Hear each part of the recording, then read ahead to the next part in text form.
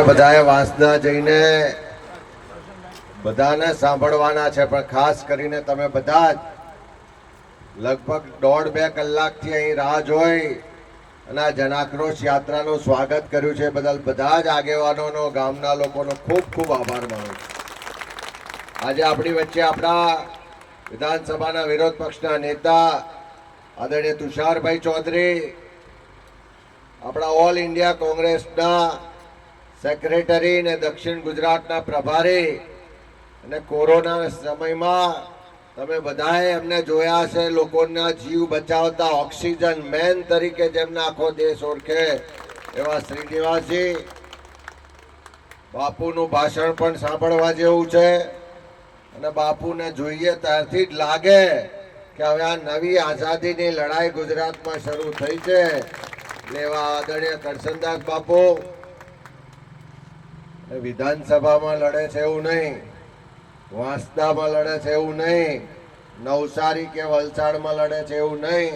હું કાયમ કહું કે આ માણસને ઊંઘમાંથી ઉઠાડો તો એમ કે લડેંગે.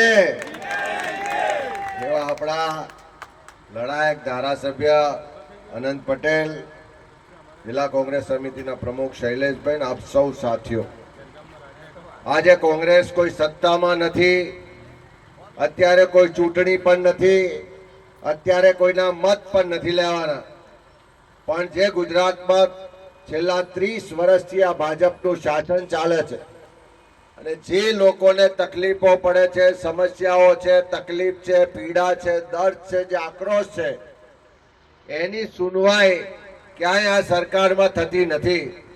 કોઈ પણ ઓફિસોમાં જાઓ તો અધિકારીઓનું રાજ ચાલે છે, કોઈ પણ ઓફિસમાં જાઓ તો પૈસા આપ્યા સિવાય એક પણ કામ થતું નથી. પોલીસ સ્ટેશનમાં ફરિયાદ આપવા જાઓ તો પૈસા આપ્યા વગર પગથિયું ઉતરાતું નથી.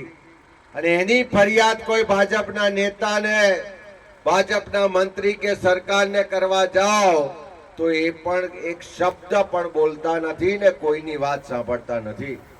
ત્યારે ગુજરાતના જે ખેડૂતો છે એના દેવા માફ થવા જોઈએ, જે ખાતરની તંગી છે એ દૂર થવી જોઈએ.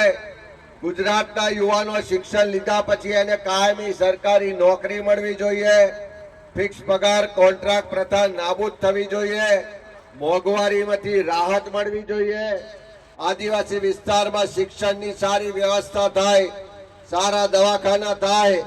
આપણને જળ જંગલ જમીનનો જે અધિકાર નથી મળતો, કોંગ્રેસે કાયદો લાયા તેમ છતાં પણ એના માલિકીના હક નથી મળતા. એ બધા જ લોકોના અવાજને બુલંદ કરવા માટે આ યાત્રા લઈને આવ્યા છે.